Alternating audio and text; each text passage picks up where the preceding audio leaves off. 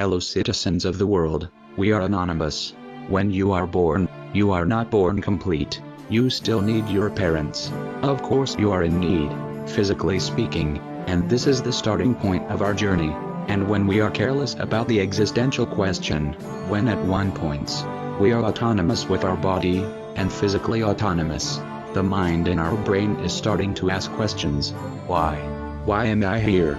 So, now we have another dimension of being in need. We need answers.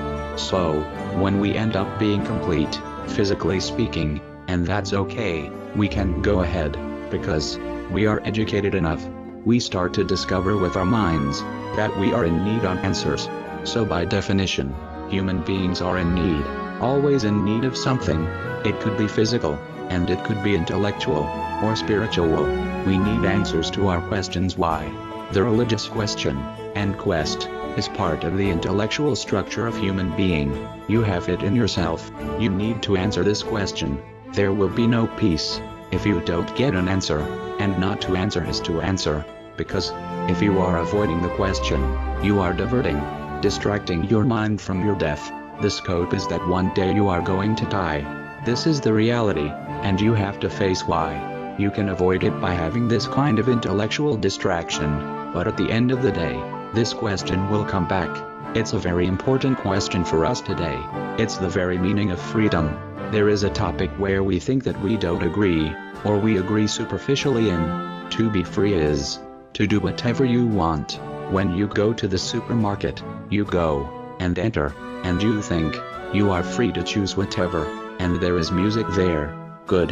Yes, very good. They know exactly how to help you to buy, and you feel good.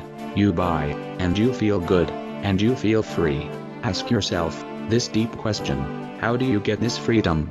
How do you know that you want what you want? How do you know you like what you like? There is a contradiction in terms between freedom and ignorance, because ignorance per se is a jail. When you listen to a pianist, and when he is improvising, and you think, wow, he seems to be completely free. In fact, behind this freedom, there are hours of demanding, mastering the technique of playing. He can improvise in such a way. Improvisation is such visible, that he or she seems not having a technique, because she or he masters the technique. So there is discipline to get freedom.